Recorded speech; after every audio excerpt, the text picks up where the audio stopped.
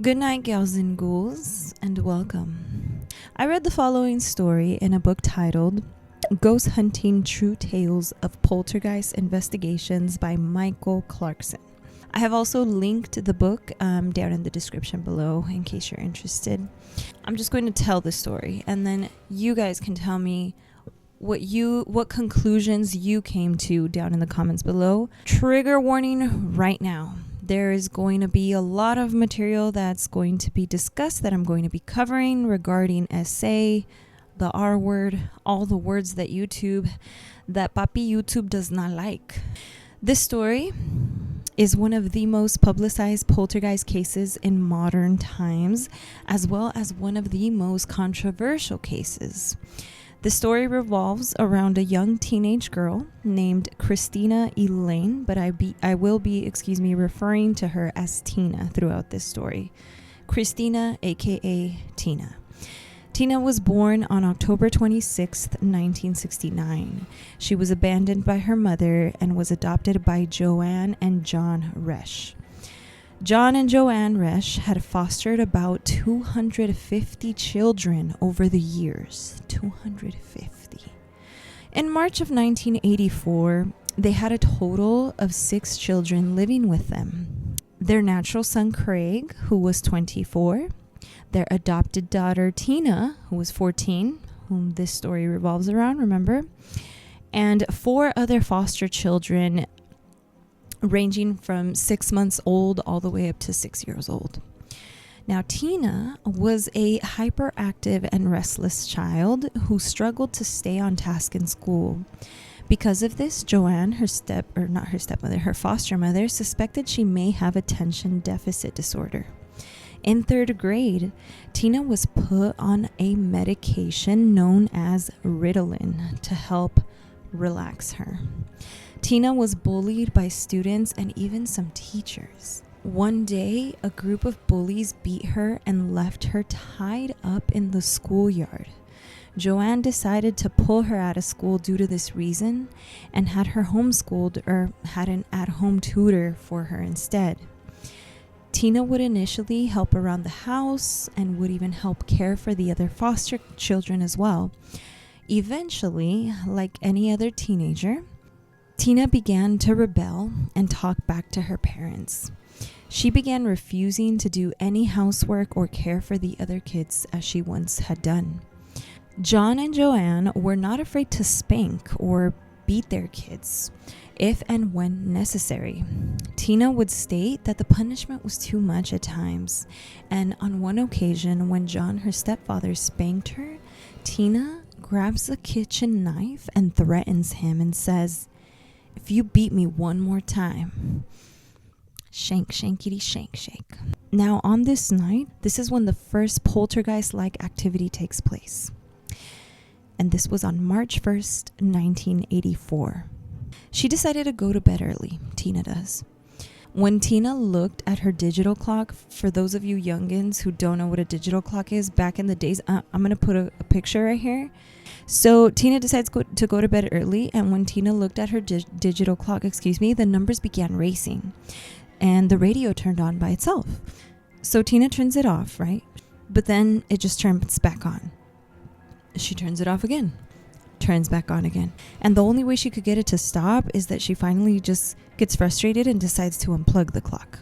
Now, the next morning, 6-month-old Anne, which is one of the other foster children, she had a heart monitor, and her heart monitor kept going off. Joanne would unplug it, but the alarm would continue to sound without any power or batteries. Now, on March 3rd, Tina and the other children were watching cartoons when suddenly the television started malfunctioning. Joanne, for some reason, blamed Tina for it, but Tina denied having anything to do with it. Tina began noticing that during these strange occurrences, she would tend to have strong headaches and stomach aches. The paranormal/poltergeist-like activity continued, and some of the poltergeist-like phenomena included the following. The garbage disposal would turn on by itself. I think it's those, in the sink that you turn on and it goes, that thing, okay? Battery operated wall clocks would have the minute hand just racing, just going like this. Stereos and televisions would turn on and off on their own even after being unplugged. The sinks would turn on and off by themselves. And finally, the lights would turn on and off by themselves.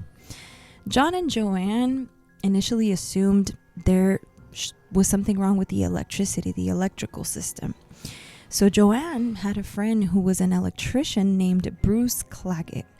She decided to reach out to him due to all the strange happenings, and while she was on the phone with him, the call was extremely staticky, and it was just very difficult to hear him or for him to hear her, and there was this kind of howling noise over the phone. Bruce would go on to say that it was as if something or someone didn't want them to speak. But eventually, Bruce arrives to the Resch home to check things out. He inspected the wiring and electricity, but nothing out of the ordinary was found. While Bruce was in the Resch home conducting his inspection, doing what electricians do, checking the electricities, and while doing so, he actually witnesses the lights turn on and off on their own. Bruce probably just thinks, that's odd. I just checked everything seems fine. And probably suspecting that someone had turned the lights on, Bruce gets an idea. Bruce decides, I'm gonna tape the light switches. I'm gonna get some tape and tape them. This is Bruce's ideas. So he puts tape on all the light switches. And even then, sure enough, the lights turn on again. Bruce would then tape the light switches again, but every time they would hear the tape pop off sometimes, and when they would go investigate, run over like, who did it? Trying to catch someone in the act, no one would be around, and sometimes the tape would be gone altogether. It'd just be missing. It was said in this book that even the Southern Columbus Utility Company also conducted an inspection, but yet again, nothing was found. The police were also called. And when 2 officers arrived at the Resch home, Tina led them upstairs, and then suddenly, a metal pan flies out of the bathroom. As soon as Tina had walked right by or passed by it. First of all, what is a pan doing in the restroom? But I guess that's probably the least of our worries. I'm sorry. One of the officers even draws his weapon, right? His pew-pew. But he didn't shoot. I'm wondering, though, did they not go into the restroom to inspect and make sure no one was in there to throw that pan out? The cops eventually leave, and all they had to say was that the family was mentally ill, or that they believed the family was mentally ill. They didn't elaborate on that or on the why, so I'm not sure why, but that's what they said. Okay? That's all I got for you. A picture frame would also sometimes swing back and forth of its own accord, and John would get so frustrated that he would physically stop the picture frame from swinging, but as soon as he would let go, the picture frame would just start swinging again. And then he'd get so upset, so angry, he'd remove or, take off the picture frame from the wall, stick it under the couch, and then it would just slide out from under the couch. All right, now let's move on to March 4th. Multiple people did suspect Tina of foul play, including John, Joanne, and even her stepbrother Craig. Friend of the family, Joyce Beaumont, was among the many skeptics, but like many people who suspected Tina of trickery, she ended up being a believer after witnessing 2 sticks of butter slide up a cabinet door. Poltergeist was hungry, probably, I don't know. And also seeing a candlestick hit Tina on the back of the head, just boom. And she also witnessed a clock fall on top of Tina's head. Poor Tina. And she also witnessed Tina pinned to the floor by a table.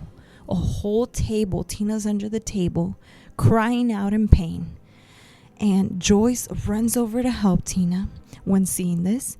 And she herself, as she was trying to help lift the table off of Tina, she's also hit in the back of the head by a telephone. Oh, let me tell you, this poltergeist and telephones. And this is back in the day when telephones actually, the landlines, you know? I'll insert a picture again for the young ones because they probably have no idea what I'm talking about. Objects would be thrown around so much so that Tina, on one occasion, had to duck when she saw a knife coming at her through the mirror reflection. Her stepbrother, Craig, who had also initially suspected her of trickery, witnesses this and goes, whoa, no, she's not doing this. There's no way. How? So the poltergeist-like activity continues. Now, John and Joanne eventually decide to call the minister of their Lutheran church, Pastor Hines. Now, Pastor Hines ended up blessing every room in the home and asked the evil spirit to leave. He said, "Leave, be gone." But it didn't work. When he was done, after, he's done blessing every room, he tries sitting down on a couch, he's tired probably. And the couch just goes boom. It was almost as if something or someone didn't want him to sit down. Pastor Hines says no one was near the couch or close enough to touch it or mess with it when this happened. March 5th, a reporter for the Columbus Dispatch, Mike Hardin, saw a doll's cradle flip into the air, and Tina was allegedly nowhere near it. That same day, photographer Fred Shannon photographed Tina holding the last wine glass in the home because everything had been breaking, remember? So this is their last wine glass. Let this poltergeist try to come for my wine glasses. Let it come and try. I'm not the one. Probably this photographer Shannon was probably trying to make for a good picture and asked Tina to hold the wine glass. But Tina kind of held the wine glass away from her as if she was expecting it to just break at any moment. So she's kind of holding it like this, like, not after what I've seen, not after everything that's happening here. I'm not holding it close to myself, to my face. Now, the wine glass luckily didn't break. Yay. But only a few minutes later, when Shannon and Tina were in another room, they hear the glass break. Due to all the glassware breaking, there was a point where the family was even eating out of paper plates and styrofoam cups. Photographer Shannon also witnessed 6 metal coasters crash against the dining room wall. What is up with poltergeists and kitchens? I think they're just hungry. They're angry they can't eat anymore. I'd be the same. I'm hangry all the time. Now, photographer Shannon again checked for strings, but found nothing. Oh, and the phone, remember the telephone I told you? This poltergeist has a thing for phones. So the phone would fly and hit Tina at times, or at times it would just kind of go, it would fly across the room or fly over like this.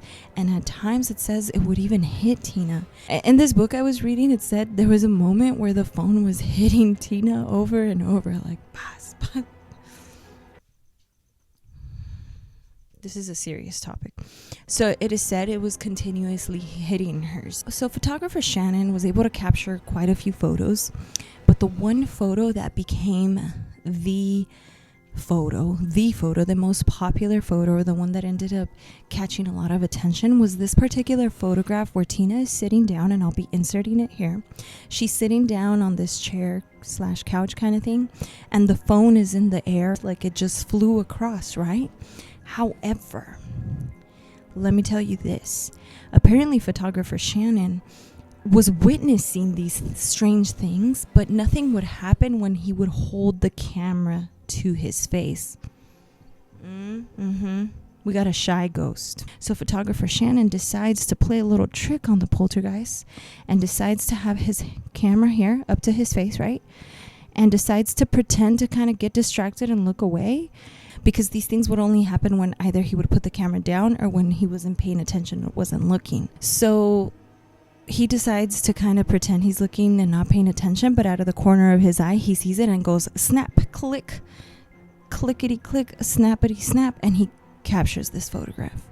This photograph caught so much attention from media that everything became a circus after that. This story captured so much attention from the media, from even like paranormal investigators. Just people were coming to the house. There's probably reporters outside. I mean, you know what I'm saying. It's crazy. It got so bad that the other foster children were removed and placed in other homes. And this upset Joanne and John, okay? Due to all the media's interest in this story, there came a day, March 8th to be exact, when there were a total of 40 journalists in the Resch's 20 by 20 foot living room. They all came, they're in the home, they want to see the so-called poltergeist activity. Since this activity tended to happen around her, most of them would follow Tina's every move and follow her around because they don't want to miss anything, right? And they were initially only supposed to be there for a little bit, but they overstayed their welcome pretty much. So they pretty much were there the entire day. The family was getting fed up pretty much, right? They're tired. These reporters have been in their home all day. Nothing has happened and they're not leaving. Joanne, the foster mom, Tina's foster mom, reportedly asked Tina to do something so they could go away. So at around 9:30 p.m., Tina decides to knock over a lamp. I'm going to insert the video of this now.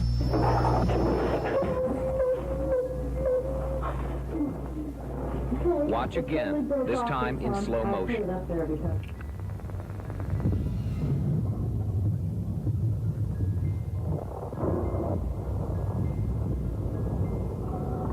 This is not the first time the camera recorded this kind of action. Similar movements occurred earlier. Again in slow motion, we see Tina's hand hit the lampshade.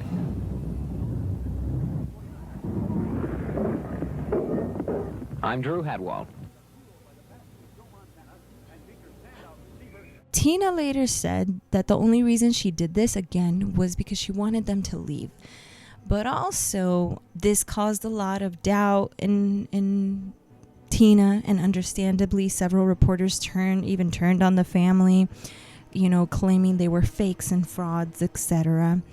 This video of Tina knocking over the lamp was captured when one of the photographers or the reporters, whoever this person was, he set the camera down. So a lot of people think, oh, well, she didn't know though that it was still recording, but because I set it down, that's when suddenly it happened. And so they found that kind of odd, kind of strange. Dude, there's some poltergeist activity happening behind me. Now, let's introduce Roll to this story. Roll decided that despite all the doubts around Tina, he still wanted to look into it and investigate all the possibilities. So Roll starts by interviewing the family and the witnesses. He takes a different approach from all the other reporters, and he actually tries to get to know Tina. He wants to know who she is as a person, what she's about. Does she seem like the type to fake things like this, etc.? And by doing so, he found out Tina had been through some things. Tina confessed or spoke to Roll and let him know that she had lost one of her only friends, and I believe they passed in 1983 in a car accident. And this loss was understandably very hard on her. And she wasn't allowed to attend the funeral, which made Tina very angry, hurt, upset, understandably. I'm not sure why she wasn't allowed, but she wasn't allowed to attend the funeral for some reason. Now, Tina even claimed to have seen an apparition of this friend at one point. She also went on to let Roll know that she had also been SA'd or R-worded by one of her stepbrothers in another foster home. Now, due to this information, or after collecting this information from Tina, Roll came to the conclusion that Tina may have psychokinetic powers. You know, when people are able to move things with their mind, pretty much. And this is kind of a popular theory in poltergeist activity. A lot of people believe that there's a similarity, and it tends to happen around young girls, especially young teenage girls who are entering puberty. Now, Roll also looked around the home. Again, he kind of wants to get to know Tina, get to know the family. So he became very close with her. And he stumbled upon, well, I don't know if he stumbled upon, but he ended up finding a magic book in Tina's room at one point. But he just kind of disregarded it and didn't really assume anything, I guess. I don't know. I felt like that was kind of an important thing to look into, but okay. Sure, let's just pretend we didn't see nothing. Now, on March 13, here comes James Randi, the Amazing. He was a professional magician who was known to debunk paranormal cases. Now, despite his disbelief in the paranormal, he stated, along with his team, that they were always kept an open mind. James the Amazing Randi said, quote, "I've never seen a bona fide paranormal event, but that doesn't mean I won't." Randy even went as far as to offer the Rush family, $10,000 if they could show him just one paranormal event, a real paranormal occurrence. He arrives at the Rush home, right? And he's kind of flaunting this check. Hey, show me one thing, and this is all yours. It's yours to keep. And although he said he was kind of approaching this with an open mind, he was a little kind of cocky and like, I know this is fake with his approach. And so Tina and Joanne and the family did not appreciate this at all. I mean, he even showed up wearing like a full-blown cape. Like, I mean, he's a magician, right? He's putting on a show too, okay? If he's accusing them of putting on a show, he also was putting on his own little show, in my opinion. But anyways, he shows up and he's offering them, waving this $10,000 check like, yoo-hoo, this is yours. Just prove to me this is real. And the family says, oh no, stop right there. You can stop. You can go back to wherever you came from because you are not welcome here. And he was not allowed to set foot in the home. Some people say it was Roll himself who turned him away and said, no. Okay. And Roll, he continued his investigation, and he even took Tina to his home in Durham, North Carolina, to have her tested at the Institute of Parapsychology. Tina left with Roll from March 17th through April 12th, so she was with him for quite some time. Whilst with Roll, several paranormal incidents occurred, both in his home and at the Institute. So, they're conducting these tests or whatever for some time, but eventually Tina returned home, but things remained unstable. John and Joanne actually it wasn't a, yay, you're back, welcome home. No. They were not very happy to have her back, unfortunately. Tina allegedly said they weren't even speaking to her anymore. If anything, they kind of made it very clear by their actions that they no longer wanted her there. And they actually even wanted to put Tina back into foster care. But due to a backlog of cases, she would have had to stay in a detention center. I'm not sure how this works or why, but apparently Tina's only option, since they didn't really seem to want her anymore, the only option Tina would have had is to just go to a detention center. So instead of doing that, she decides, well, I don't want to go to a detention center. Totally understandable. And she ends up getting married at only 16, which I didn't know that was legally possible back then. So I'm not sure how that happened, or maybe she just ran away with this gentleman. I don't know. But she went off with someone. This marriage or this relationship or whatever we want to call this lasted only 17 months. Tina alleged it was an abusive relationship, and then she began dating another man she had met at church, and that relationship also did not last, but she ended up pregnant. And unfortunately, Tina goes on to repeat a pattern of ending up in abusive relationships, pretty much, sadly, okay? Through this last relationship that I mentioned, and I read that it was this man from church that ended up getting her pregnant, but that's also not for sure. So it's not 100% sure who the actual father is of this child, but she ended up getting pregnant, okay? And her daughter Amber is born on September 29th, 1988. After Amber was born, Tina ends up marrying Larry Boyer. Now, Roll, remember him? I think his name was William Roll, full name. Well, him, that guy. He had kept in touch with Tina, and he told Tina, she should move close to him, or move in with him, and his wife in Georgia. So Tina, trying to escape this bad cycle, especially because she now has a daughter, she ends up accepting this, and she moves out and in with Roll and his wife. And he enrolled her in a parenting class. I'm not sure why that decision was made. Did he see something that made him feel she needed that? I don't know, but he enrolls her in a parenting class. And it seems that Tina was doing pretty well.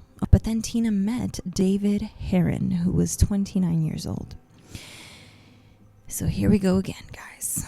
Tina lived together with him for about 6 weeks. Tragically, on April 13th, 1992, Amber, who was age 3 at the time, died from bleeding and swelling to the brain. Tina and Heron were both charged, and prosecutors filed a list of what appeared to be a pattern of abuse by Tina and Heron, David Heron. It seems that little Amber had been repeatedly struck, scolded, even locked in a closet at one point, allegedly, and burned with a cigarette. Heron and Tina pretty much blamed each other. David Heron said it was Tina, that she would beat her, all this and that.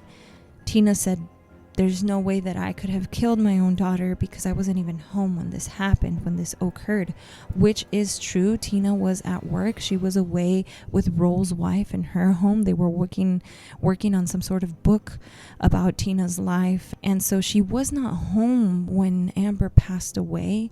However, because of the bruises found on Amber's body, people believe that there's no way that Tina didn't know that Amber was being abused. Pretty much the one that killed her did occur while Tina was away. That did happen while Amber was under David's care. However, a lot of people say they're equally responsible and equally guilty, because there's no way that Tina was not aware that this abuse was going on already, because a lot of the bruises little Amber had been there. Tina was sentenced to life plus 20 years on top of that in prison.